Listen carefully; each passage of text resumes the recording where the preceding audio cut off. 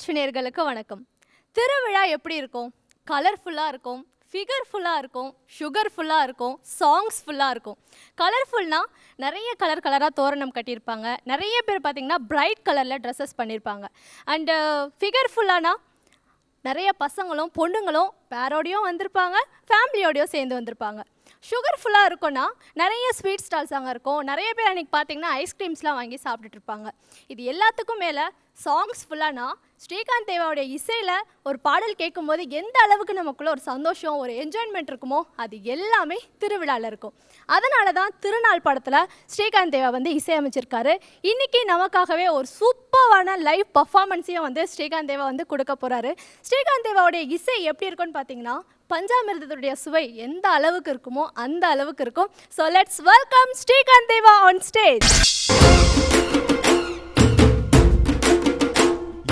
சின்ன சின்ன சின்ன சின்ன சின்ன பங்காளி, செல்ல பங்காளி, மூணா மூணா மூணா மூணா மூணா பங்காளி, நான் நல்லா பங்காளி.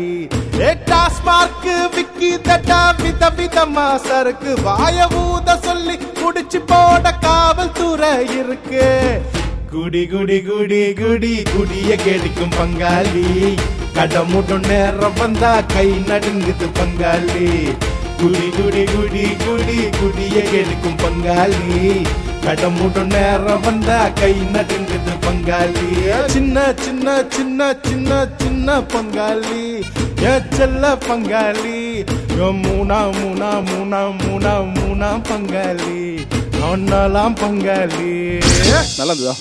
ஓகே, சூப்பராக இருந்தது. எல்லாருமே நல்ல இந்த அரங்கத்தில் இருந்தவங்களும் இந்த நிகழ்ச்சியை பார்த்துட்டு இருக்க அத்தனை பேருமே வந்து நல்லா என்ஜாய் பண்ணிட்டு இருக்காங்க. இப்போ நம்ம இந்த திருநாளை வந்து நம்ம 2 பேர் மட்டும் கொண்டாடாம, திருநாள் அப்படின்னாலே நிறைய பேர் இருக்கணும், ஒரு கலகலப்பு இருக்கணும், மாசா இருக்கணும். ஸோ திருநாள் டீமை வந்து நம்ம ஸ்டேஜுக்கு கூப்பிட்டுலாமா? வா வா வா வா, அதை பார்க்க தான் நானும் வெயிட் பண்ணிட்டு இருக்கேன். கூப்பிடலாமா? எஸ், கூப்பிடுங்க. வாங்க, நம்ம ஹீரோ ஜீவா சார் அவர்களை வருக வருக வரவேற்கிறோம்.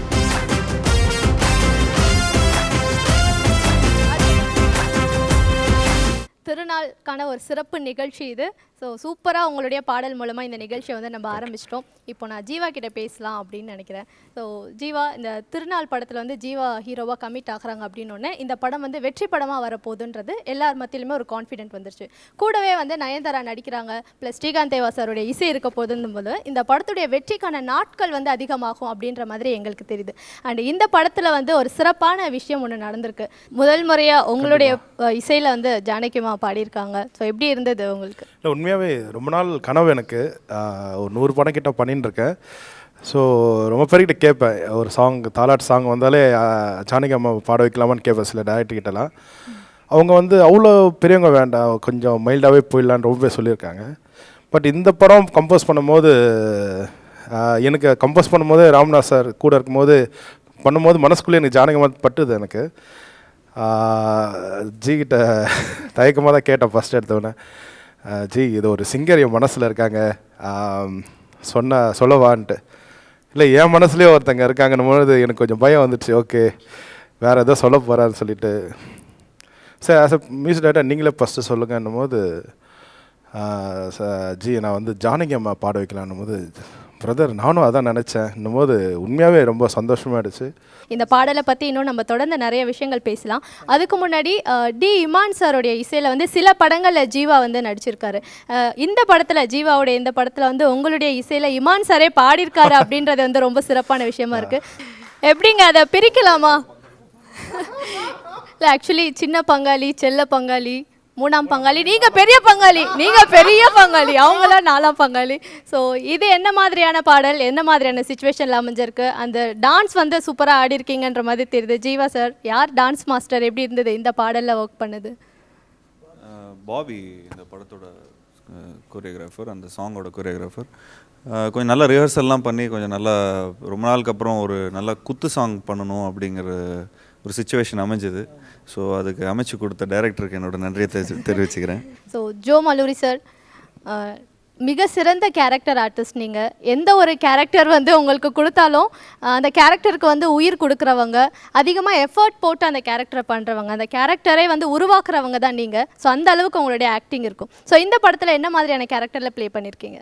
கதையை சொல்லும் பொழுதே இயக்குனர் சொன்னார், ரொம்ப நடிக்கக்கூடாது, ரொம்ப யதார்த்தமான ஒரு வாழ்விகளாக இருக்க வேண்டும்னு சொன்னார். இந்த படத்தை பார்க்கும்போது நீங்கள் போஸ்டர் டிசைன்ஸ் எல்லாம் பார்த்தாலே தெரியும், ஒரு பக்கத்து வீட்டில் என்ன நடக்குதோ அதை எட்டி பார்க்குறது மாதிரியான ஒரு எல்லாம் எதுவுமே மிகைப்படுத்தப்பட்டது மாதிரி எதுவுமே இருக்காது.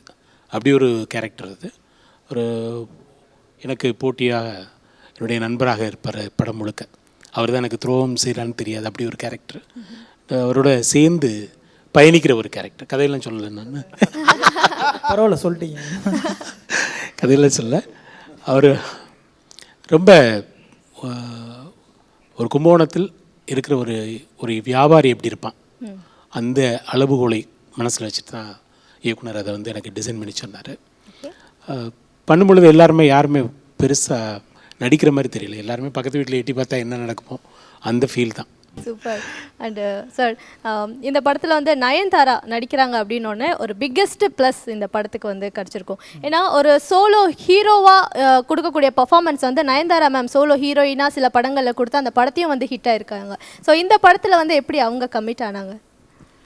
இது எப்படி சொல்லலாம்னா ஒரு ப்ரீகேஜி டீச்சர் கேரக்டர் அது. ஸோ இதில் பிகினிங் நாங்கள் வந்து ஸ்கிரிப்டு லாக் பண்ண உடனே ஜீவா சார் ஃபஸ்ட்டு லாக் பண்ணார். அதுக்கு பிறகு ஹீரோயின் இம்பார்ட்டண்ட்டாக இருந்தது. ஸோ அப்போது ஒரு ஹைப் வேணும் அப்படிங்கிறப்போ ஒரு 7 years பேக் ஈயில் வந்து 2 பேரோட கெமிஸ்ட்ரி ரொம்ப கரெக்டாக ரொம்ப நல்லாயிருக்கும், என்ஜாய் பண்ணுற மாதிரி. ஸோ அந்த மாதிரி ஒரு விஷயம் ட்ரை பண்ணலாம் அப்படின்ட்டு. இன்னொன்று அவங்க இப்போ பண்ணிகிட்டு இருந்த படங்கள் எல்லாம் நாங்கள் பார்த்தப்போ இந்த மாதிரி ஒரு ஹோம்லியாக ஒரு ஐயாவுக்கு அப்புறம் ஒரு கேப் இருந்தது அவங்களுக்கும்.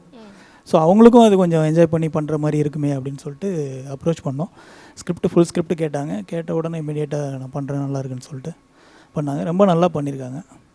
மிஷ்கின் சாருடைய நிறைய படங்களுக்கு வந்து நீங்கள் ஒளிப்பதிவு செஞ்சுருக்கீங்க, மற்ற இயக்குனர்கள்கிட்டையும் வந்து ஒளிப்பதிவு செஞ்சுருக்கீங்க. பட் அவங்களுடைய வேவ் லென்த்தும் பட் இந்த படத்துக்கான ஒரு விஷயமும் வந்து கண்டிப்பாக டிஃப்ரெண்ட்டாக இருக்கும். குறிப்பாக மிஷ்கின் சார் எடுத்துக்கிட்டோன்னா அவருடைய அவர் என்ன நினைக்கிறாரு, விஷுவலாக அவர் கொண்டு வர விஷயங்களே வந்து வேறு மாதிரி தான் அவர் காமிக்கணும் அப்படின்னு நினைப்பார். பட் இந்த மாதிரி ஒரு படம் பார்க்கும்பொழுது கலர்ஃபுல்லாகவும் எங்களுக்கு தெரியுது, ரவுடிசமும் இந்த படத்தில் இருக்கிற மாதிரி இருக்குது. அண்ட் நயன்தாரா மேம் இருக்கும்பொழுது ஃப்ரேம்ஸ் எல்லாமே ரொம்ப பியூட்டிஃபுல்லாக இருக்கும் அப்படின்ற மாதிரியும் தெரியுது. ஸோ நீங்கள் என்ன மாதிரியான எஃபர்ட் எடுத்திருக்கீங்க இந்த படத்துக்காக? ஃபர்ஸ்ட் அண்ட் ஃபார்மோஸ்ட் ஒவ்வொரு படத்துக்கும் முக்கியமான வந்து திரைக்கதை தான். ஸோ ஃபஸ்ட் படத்துக்கும் செகண்ட் படத்துக்கும் சார் ஒரு நல்ல கேப் இருந்தனால ரொம்ப ஸ்ட்ராங்கான ஒரு ஸ்கிரிப்ட் பண்ணியிருந்தார். அந்த ஸ்கிரிப்ட் சொல்லும்போதே அந்த ஸ்கிரிப்ட் மேலே அவருக்கு வந்து எவ்வளோ கன்விக்ஷன் தெரிஞ்சுது. அவரோட ஊர் வந்து தஞ்சாவூர், கும்பகோணம் தான். ஸோ அங்கே இருக்க லோக்கல் எலிமெண்ட் நிறைய யூஸ் பண்ணி பண்ணியிருந்தார். ஸோ த்ரூ அவுட் ஒவ்வொரு இதுலேயும் த்ரூ அவுட் ஃபில்ம் வந்து என்னோடய ஒர்க்கு நிறைய ஸ்கோப் இருக்கிற மாதிரி இருந்தது. ஸோ நான் த்ரூ ஒரு 15 ஃபிலிம்ஸ் பண்ணியிருக்கேன். எந்த ஃபில்ம் வந்து ப்ளூ கலர் வந்து நான் ஸ்ட்ராங்காக யூஸ் பண்ணது கிடையாது. ஸோ இந்த படத்தில் first time blue colour use பண்ணேன். அண்ட் அதே மாதிரி ஜீவா சார் கேரக்டருக்கு வந்து ஒவ்வொரு த்ரூ அவுட் ஒரு ஃபஸ்ட்டாக வேறு ஒரு ட்ராவல் இருக்கும், செகண்டாக வேறு ஒரு ட்ராவல் இருக்கும். அந்த அவரோட கேரக்டர் ஃபுல்லாக கொஞ்சம் மாறும்போது அந்த டோன்ஸ் கலர்ஸ் எல்லாம் மாற்றி ஒவ்வொரு ஃப்ரேமும் வந்து பார்க்குறக்கு ஃபுல் இன்ட்ரெஸ்டிங்காக இருக்க மாதிரி அந்த மாதிரி ட்ரை பண்ணியிருக்கோம். அது நீங்கள் விஷுவல்ஸ் பார்த்து உங்களுக்கே தெரிஞ்சிருக்கும். அண்டு உங்களை வந்து சில படங்களில் சில சீன்ஸில் பார்த்தா கூட ரொம்ப ஆழமாக எங்கள் மனசில் உட்கார மாதிரியான பர்ஃபார்மன்ஸ் வந்து நீங்கள் கொடுத்துட்டு போயிடுவீங்க. ஸோ இந்த படத்தில் என்ன மாதிரியான பர்ஃபார்மன்ஸ் அண்ட் என்ன மாதிரியான கேரக்டர் நீங்கள் பண்ணியிருக்கீங்க?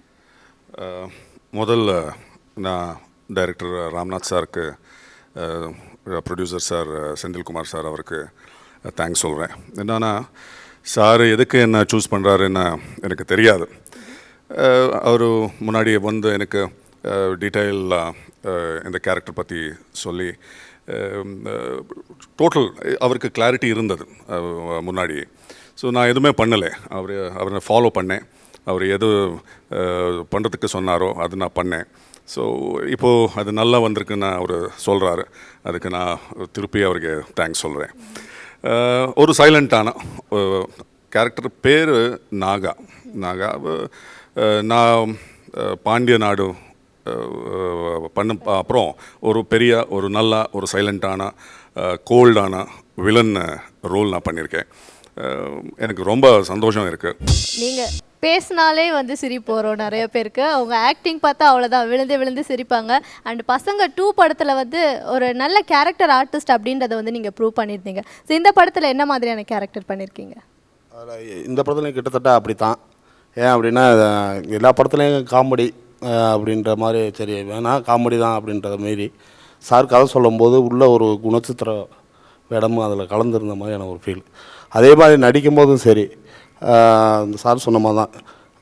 என்ன அது போடவா இது போட அதெல்லாம் இல்லை, நான் சொல்கிறத மட்டும் செய்யுங்க. அது பார்த்தா அவ்வளோ நல்லா இருந்தது, நேர்த்தியாக இருந்தது.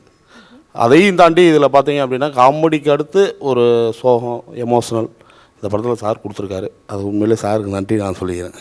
தேங்க்யூ. ஓகே, அண்ட் ஜீவா வந்து இந்த படத்தில் வெரைட்டி ஆஃப் கெட்டப்ஸில் வரீங்கன்னு நாங்கள் கேள்விப்பட்டோம். அண்ட் போஸ்டர்ஸ்லாம் பார்க்கும்போதே தெரியுது. ஒரு 3 ஷேட்ஸ் உங்களுக்கு இருக்கும் இந்த படத்தில். ஸோ என்ன அப்படின்றத நீங்கள் தான் எங்கள் கூட ஷேர் பண்ணணும். ஓப்பனிங்கில் ஒரு கெட்டப் ஒன்று இருக்கும், மொத்தம் ஒரு 3 சேஞ்சு. அது ஒரு தலையை களைச்சி விட்டா ஒரு ஃப்ளாஷ்பேக், தலை சீவனா ஒன்று, தலை ஹேர் கட் வந்து ஷார்ட்டாக இருந்தால் அதுக்கு ஒரு தலை களைச்சா ஒரு சாங்கு, கரிசக்காடு, தலை சீவனாருன்னா ஒரே ஒரு ஒன்றும் ஒரு கேரக்டரைசேஷன் மெயின்டைன் பண்ணியிருக்கிறோம். ஸோ அந்த கேரக்டரைசேஷனுக்கு ஏற்ற மாதிரி தான் இந்த கதையில் பண்ணியிருக்கிறோம். ஸோ அந்த ஃபஸ்ட்டு அந்த சீக்வன்ஸ், ஓப்பனிங் சீக்வன்ஸ்க்கு அந்த மாதிரி ஒரு கெட்டப் ஒன்று தேவைப்பட்டது. அண்ட் அது ஒரு முக்கியமான ஒரு படத்தோட ஆரம்பிக்கிற ஒரு காலகட்டம் அது. அண்ட் அதுக்கப்புறம் படமாக பார்க்கும்போது அந்த லோக்கல் கெட்டப்பு. அண்ட் செகண்ட் ஹாஃபில் நயனோட இருக்கிற அந்த லவ் சீன்ஸ் அது இதெல்லாமே கொஞ்சம் அதுக்கேற்ற மாதிரி சொன்ன மாதிரி தலை சீவ்னா ஒரு விஷயம். ஸோ பெரிய கெட்டப்லாம் இல்லைங்க, இது அந்த கதைக்கு ஏற்ற மாதிரி ஒரு விஷயங்கள் தான் பண்ணியிருக்கிறோம். பங்காளி பேச வேண்டிய தருணம் இது.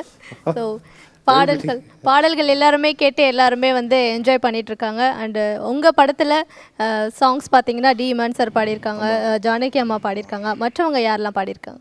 ரஞ்சித் பாடியிருக்காங்க, அப்புறம் சிங்கர் நமிதான்னு ஒருத்தவங்க பாடியிருக்காங்க, சக்தி ஸ்ரீ பாடியிருக்காங்க, மகாலட்சுமி ஐயர் பாடியிருக்காங்க, ஜானகி அம்மா, இமான் ப்ரோ, கிரேஸ் மேம் பாடியிருக்காங்க. ஆமாம்.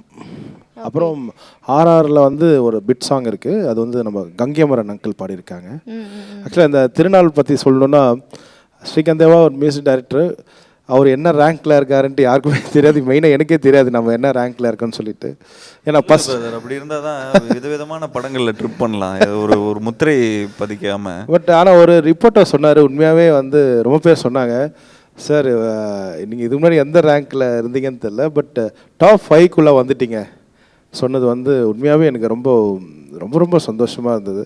ஏன்னா டாப் 5க்குள்ளே வர்றது வந்து உண்மையாகவே ரொம்ப கஷ்டமான விஷயந்தான். அதுக்கு முக்கியமாக நான் நன்றி சொல்கிறது நம்ம director Ramnath sir, Jeeva sir, நம்ம ப்ரொடியூசர் செந்தில் சாருக்கு. இப்போ ஸ்ரீ வந்து ஒவ்வொரு சீடியுமே வந்து இந்த அளவுக்கு எக்ஸ்பிளைன் பண்ணி சொல்லும் பொழுது உங்களுடைய கேமரா ஒர்க்கும் வந்து அதுக்கு ஒரு முக்கியமான காரணம், உங்களுடைய கேமரா ஆங்கிள்ஸ்லாம் அதுக்கு ஒரு முக்கியமான காரணம் அப்படின்ட்டு எங்களுக்கு தெரியுது. ஸோ எப்படி நீங்கள் ஆக்சுவலி பிளான் பண்ணியிருந்தீங்க இது? இதில் சாங்ஸ் பொறுத்த வரைக்கும் மூணு முக்கியமான சாங் வந்து வேறு மாஸ்டர்ஸ். ஃபஸ்ட்டு சாங் வந்து பாபி மாஸ்டர், அவர் வந்து அந்த சாங் எப்படி பார்த்தாங்க வேறு மாதிரி இருந்தது.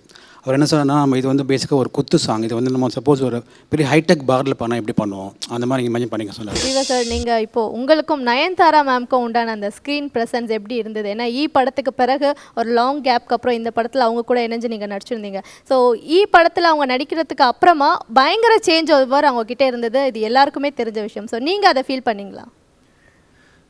நயன் கூட 9 இயர்ஸ்க்கு அப்புறம் இப்போ தான் ஆக்ட் பண்ணுறேன். ஸோ அதுக்கு முன்னாடி நிறைய படங்கள் வந்தது, நான் கொஞ்சம் நிறைய நியூ ஹீரோயின்ஸோட நிறைய பண்ண ஆரம்பிச்சிட்டேன். ஸோ கரெக்டாக அமைப்பு வரல. பட் இந்த கதை என்கிட்ட சொன்ன உடனே ஃபஸ்ட்டு விஷயம் சொன்னது என்னென்னா, நயன் அவங்க ஏற்கனவே சார் தான் டிசைட் பண்ணியிருந்தார். ஸோ நயன் இந்த கேரக்டர் பண்ணால் ரொம்ப நல்லாயிருக்கும் அப்படிங்கிற மாதிரி சொல்லும்போது, அதுக்கப்புறம் அவங்களோட டேட்டெல்லாம் கொஞ்சம் நிறைய படங்கள்லாம் பண்ணிகிட்டு இருக்கும்போது அவங்களோட டேட்லாம் கிடைக்கல. பட் நம்ம சொன்னோம், அதுக்கப்புறம் வேறு ஹீரோயின்லாம் கூட லைக் அந்த மாதிரி மாற்றி போகலாம், ஏன்னா டேட் கிடைக்கல. ஏன்னா லைக் என்ன எல்லாருமே சினிமாங்கிறது வந்து எல்லாரோட டேட் கிடச்சி கரெக்டாக அமைஞ்சு போகணும். அண்ட் அதுக்கப்புறம் நிறைய வேறு ஹீரோயின்ஸ் கூட நம்ம சொல்லியிருந்தோம். பட் அதுக்கப்புறம் திரும்ப மனசு உறுத்திக்கிட்டே இருந்தது, இல்லை இப்போது வேறு ஒரு ஹீரோயின் புது முகம் அந்த மாதிரிலாம் போகலான்லாம் ட்ரை பண்ணோம். ஸோ அந்த மாதிரி புதுமுகம் போகும்போது கொஞ்சம் எக்ஸ்ட்ரா புது சீன்ஸ்லாம் கொஞ்சம் பண்ண வேண்டியதாக இருக்கும், கேரக்டரைசேஷனை பில்ட் பண்ணுறதுக்கு அந்த மாதிரி நிறைய எக்ஸ்ட்ரா சீன்ஸ்லாம் இருக்கும். பட் இவர் ஃபஸ்ட் டைம் எனக்கு கதை சொல்லும்போது நயன் மாதிரி ஒரு ஆர்டிஸ்ட் வச்சு தான் என்கிட்ட வந்து கதையை சொன்னார். அது சொல்லும்போது அதுக்கு ரொம்ப அமைப்பாக இருந்தது, அது கரெக்டாகவே அமைஞ்சிருச்சு அவங்களுக்கு. ஸோ அப்போது நான் சொன்னேன், இல்லை சார் அவங்க டேட் இருக்கான்னு பாருங்கள், ஸோ அதுக்கேற்ற மாதிரியே நம்ம போவோம் அப்படிங்கிற மாதிரி நான் சொன்னேன்.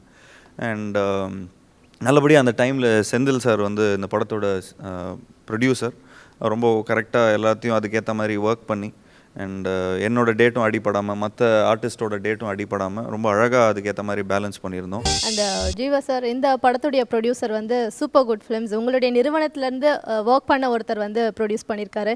அண்ட் ஸ்ரீ தேனாண்டால் மூவிஸ் ராமசாமி அவங்க வந்து வெளியிடுறாங்க. ஸோ அவங்கள பற்றி எங்களுக்காக. தெந்தில் சார் வந்து கிட்டத்தட்ட ஆக்சுவலி என்னோடய ஃபஸ்ட்டு படத்துலேருந்தே அவர் எல்லாமே டிசைன் பண்ணி கொடுத்துருக்காரு. ஸோ அவர் என்ன நான் ப்ரொடியூசர் அப்படிங்கிற மாதிரிலாம் நான் பார்க்கல, ஒரு ஃபேமிலி தான் எனக்கு அவர். ஸோ செந்தில்னா தான் நான் சொல்லுவேன் அவரை. அண்ட் அவர் எல்லா சூப்பர் குட் ஃபிலிம்ஸில் இருக்கும்போது திருப்பாச்சி இருக்கிற கிட்டத்தட்ட ஒரு 20 இயர்ஸ் எங்கள் கூட ஒர்க் பண்ணியிருக்காரு. ஸோ அவர் இந்த ஸ்கிரிப்ட் என்கிட்ட இருக்குது அப்படிங்கிற மாதிரி அவர் சொன்ன உடனே இந்த மாதிரி ஒரு ஸ்கிரிப்ட் இருக்குது கேளு அப்படிங்கிற மாதிரி சொல்லியிருந்தார். அது ஒரே நாளில் டிசைட் பண்ணோம். அது சார் ரொம்ப நாளாக மீட் பண்ணுங்கிற மாதிரி இருந்தார். ஸோ எனக்கு கரெக்டாக அந்த பாம்பேயில் ஷூட் பண்ணிகிட்டு இருந்தேன்.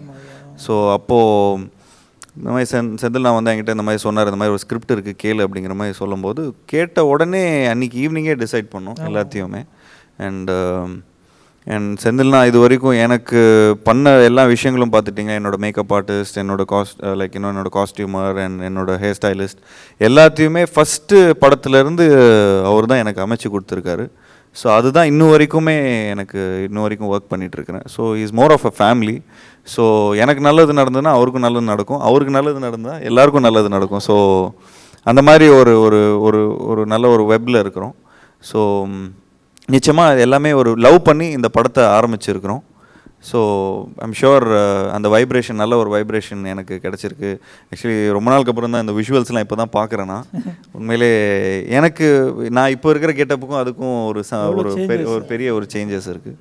ஸோ தேங்க்ஸ் டு செந்தில்னா ஃபார் நைஸ் ஸ்கிரிப்ட் வேறு ஒரு ஃபேமிலியாக இருந்து எங்கள் கூட இது வரைக்கும் ட்ராவல் பண்ணியிருக்காரு. And not only for this film, even எங்களோட சூப்பர் குட் ஃபிலிம்ஸ்லேயும் நிறைய படங்கள் சக்ஸஸ்ஃபுல்லான ஃபிலிம்ஸ் எல்லாத்தையும் அமைச்சு கொடுத்துருக்காரு. ஸோ இந்த ப்ரோக்ராம் மூலமாக நான் நன்றியை தெரிவிச்சுக்கிறேன். ஸ்ரீ தேனாண்டால் மூவிஸ் வந்து ஒரு படம் ரிலீஸ் பண்ணுறாங்கன்னா உலகம் முழுவதுமே வந்து அது போய் கண்டிப்பாக ரீச் ஆகும். ஸோ அவங்கள பற்றி ஸ்ரீ தேனாண்டால் ஃபிலிம்ஸ்க்கும் என்னோட நன்றியை தெரிவிச்சுக்கிறேன். ஏன்னா ஒரு படம் நிறைய பேருக்கு போய் ரீச் ஆகணும். ஸோ அவங்க ஒரு பெரிய ஒரு நெட்வொர்க். ஸோ இந்த ஒரு நெட்வொர்க்கில் எங்களோட படங்கள் அவங்களோட பேனர் மூலமாக ரிலீஸ் ஆகுறதுன்னு நினைக்கும் போது உண்மையிலே சந்தோஷமும் பெருமையும். இந்த உழைப்பாளர் தினம் அன்றைக்கி எங்களோட வியூஸ் அண்ட் எக்ஸ்பீரியன்ஸை ஷேர் பண்ணியிருக்கிறோம். ஸோ இந்த படத்தில் எல்லா டெக்னீஷியன்ஸும் எல்லா ஆக்டர்ஸ் எல்லாருமே பார்த்துட்டிங்கன்னா உண்மையாக உழைச்சிருக்காங்க. ஸோ நிச்சயமாக உண்மையாக உழைச்ச எல்லா டெக்னீஷியன்ஸ்க்கும் என்னோட நன்றியை தெரிவிச்சுக்கிறேன். And I think it's more of team work. அதாவது இந்த May 1 it's more of team and more of workmanship. So நிச்சயமாக இந்த படம் வந்து ஒரு வெற்றி படமாக இருக்கும். And thanks for all the support. And Shri Thenandal films வந்து வெளியிடுற எல்லா படங்களுமே வந்து வெற்றி அடைஞ்சிட்டே இருக்குது. அந்த வரிசையில் திருநாள் படமும் பார்த்தீங்கன்னா கண்டிப்பாக வெற்றி அடையும். படம் வந்து எப்போ ரிலீஸ் ஆகும் அப்படின்ட்டு நாங்கள் எல்லாருமே காத்துட்ருக்கோம். அந்த படத்தை பற்றி நிறைய விஷயங்கள் வந்து இன்றைக்கி எங்கள் கூட ஷேர் பண்ணிக்கிட்டீங்க. Thank you so much for this lovely meet and chat. Thank you so much. Thank you.